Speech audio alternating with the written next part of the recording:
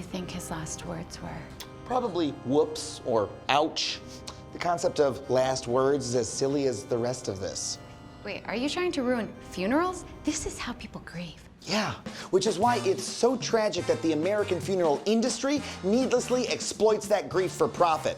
Case in point, the expensive and useless process of embalming, which was popularized during the Civil War.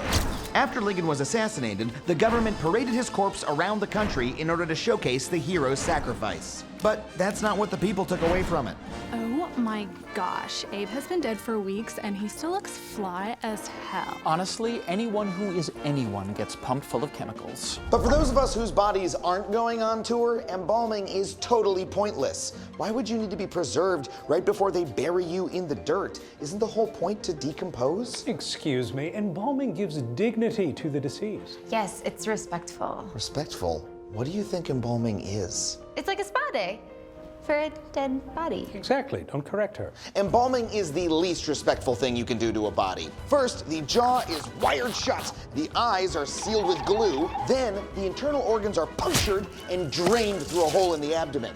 After that, they pump the arteries full of formaldehyde and stuff the internal cavities full of cotton.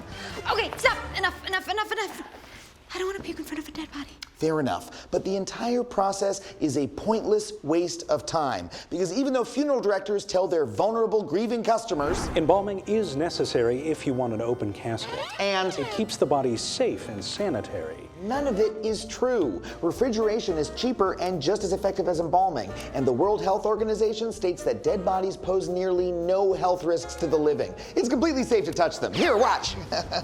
Adam, that's weird. Yeah, but it's still safe, which is ironic because formaldehyde isn't safe. It's a carcinogen.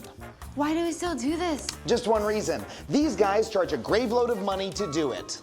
Let's not talk about the body so much. Let's talk about how beautiful this casket is. Yeah, it better be beautiful. It's one of the most expensive things you'll ever buy. Funeral homes can charge upwards of 10 grand for a coffin. The lid is titanium steel. It's lined with mink fur, and it comes with free Wi-Fi.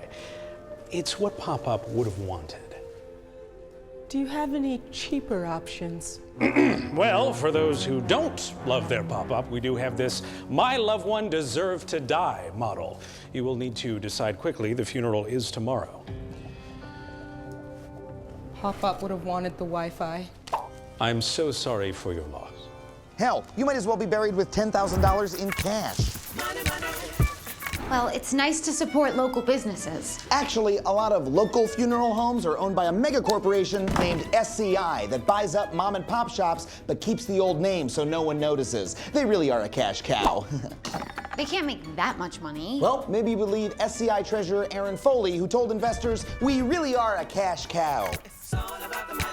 Because you didn't confront your mortality and decide how you'd want to be buried while you were still alive, Murph will probably bankrupt himself getting you a regular funeral. Oh, man. In fact, because you didn't plan ahead, everything about your death will suck. And I'll explain why right after this. I know I'm literally dying, but you are the worst part of my day. Hey, I'm Adam from College Humor. If you like that clip, make sure to check out my new show, Adam Ruins Everything, Tuesdays at 10 p.m. on truTV. It's gonna ruin your Tuesday, but trust me, the rest of your week will be fine.